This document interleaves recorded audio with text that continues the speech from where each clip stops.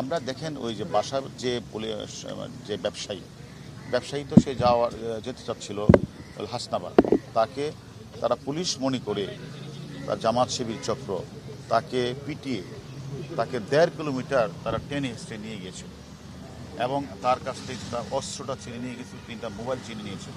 আমরা সেই অস্ত্রটা উদ্ধার করেছি, মোবাইল, এবং এই ঘটনার সাথে যারা জড়িত তাদের 5 জনকে আমরা গ্রেপ্তার করেছি এবং আদালতে তারা অলরেডি 164 করেছে।